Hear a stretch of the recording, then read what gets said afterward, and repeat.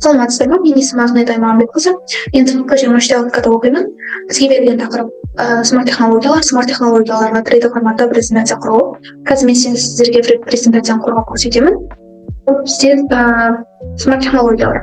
Смарт технологиялардың жалпы жоспарға келетін болсақ, туралы түсінік смарт технологиялар түрлері білім беру саласында және смарт технологиялардың болашағы, бесіншісі смарт технологияның жағымды және жағымсыз жақтары, алтыншысы қорытынды.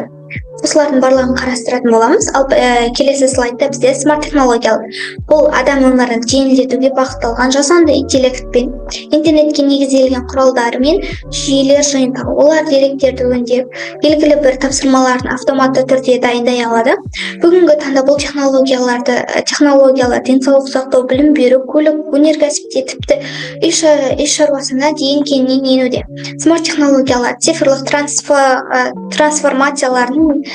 трансформациялардың негізгі қорғаушы күші болып табылады. Осы смарт технологиялардың негізгі түрлеріне тоқтала кететін болсақ, олар смарт үйлер, смарт қалалар, смарт көліктер, смарт құрылғылар. Смарт жүйелер үй құрылғыларының қаншалықты немесе автоматты түрде басқару жүйелері. Смарт қалалар ол көлік, жарық қауіпсіздігі мен су және энергия жүйелерін біріктіретін цифрлық модель болып табылады. Ал смарт көлік дегеніміз ол жол қозғалысын қауіпсіз етуге арналған интеллектуалды жүйелері бар көліктер жатады. Смарт құрылғыларға денсаулық пен тұрмыстық бақылауға арналған жеке құрылғылар. Оларға мысал келтіретін болсақ, смарт сағат, смарт білезік және тағы да басқа смарт құрылғылар жатады. Келесі слайдымызда смарт технологияларын білім беру мен денсаулық саласындағы қызметтері. Смарт технологиялар білім беру процесін мүлдем жаңа деңгейге көтереді. Онлайн сабақтар мен платформаларды, интерактивті тақталары мен планшеттерде смарт басқару жүйелері, студент жетістігін талдау, бағалау және оқу бағытын жасау. Ол оқушының арасындағы байланыс жеңілдейді, оқу процесін қызықты әрі тиімді болады. Ал екіншісіне келетін болсақ, смарт технологиялар медицинада дәл диагноз қою мен науқасты бақылауда қолданылады. Телемедиа шалғайдағы адамдар дәрілермен оңай байланыса алады. Смарт білезіктер жүрек соғысы, қан қысымы сияқты көрсеткіштерді бақылайды. Және интеллект, АКТ, МПТ суреттерін талдап ауру белгілерін ерте анықтайтын болады. Келесі біздің слайдымызда ол смарт технологияның болашағы мен даму бағыттары. Смарт технологиялардың болашағы өте үлкен болады. Жасанды интеллектпен терең бірігуі 5G желісі арқылы жылдам әрі тұрақты байланыс орнатады. Қоғамның барлық саласына енуі, ауыл шаруашылығы, өнеркәсіп, транспорт, білім, медицинада. Болашақта адам мен машина арасындағы байланыс одан да интеллектуалды әрі тиімдірек болмақ. Бізде келесі слайдымызда смарт технологиялардың жағымсыз жақтары мен жағымды жақтарына толығырақ тоқталамыз. Жағым жақтарына смарт технологиялардың қоғам мен адамға беретін уақытты үнемдеу, құрылғыларды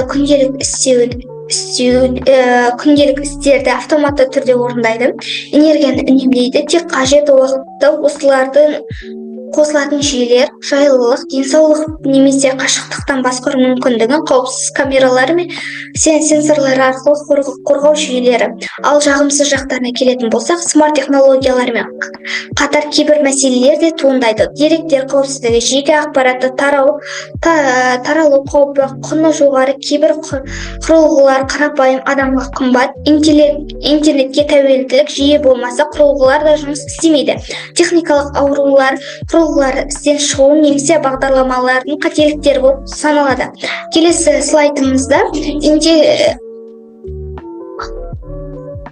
смарт құрылғылар жүйелерінің көпшілігі жасанды интеллект арқылы жұмыс жасайды.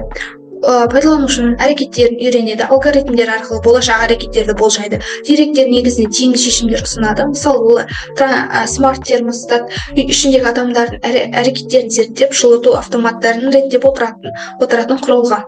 Ал келесі слайдымызда біздің смарт технологияның өндірісте, ауыл шаруашылығында және экономикаға қандай әсері бар екенін толығырақ айтатын боламыз. Өндірісте смарт технологиялар құрылғыларды автоматтандырады, роботтар мен сенсорлар арқылы процесстерді басқарады, қателерді болжауға және алдын алуға көмектеседі, шығынды азайтып, өнімділікті арттырады. Смарт ауыл шаруашылығында дрондар мен сенсорлар арқылы топырақ, ылғалдылық, ауа температурасын бақылау, смарт суару жүйелері өнімділікті арттыруға, шығынды азайтуға бағытталған. Энергияны тиімді пайдалану арқылы зиянды шығындыларды азайтады. Қалдықтарды басқару жүйелері жүйеленеді, климаттың өзгерістерді болжауға мүмкіндік береді. Ал келесі слайдымыз ол қорытынды. Мен осы слайдтардың барлығын қорытындылай келе, смарт технологиялар қазіргі заманның ажырамас бөлігіне айналған озық құрылғылар мен жүйелер түрлері.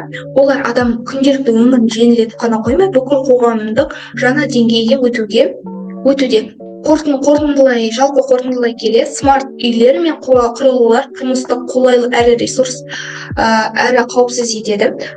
Смарт қалалар ресурстарды тиімді пайдалана отырып, экологиялық тұрғылықтарды қамтамасыз етеді. Білім мен медицина сапалы қызмет көрсетуді жаңа үлгісі болып табылады.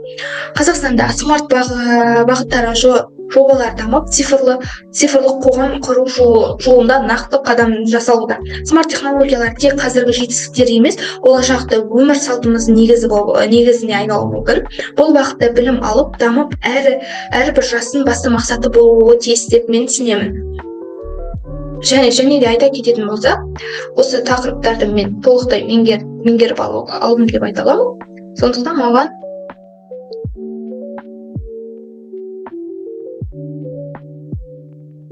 назар қойып тыңдағандарыңызға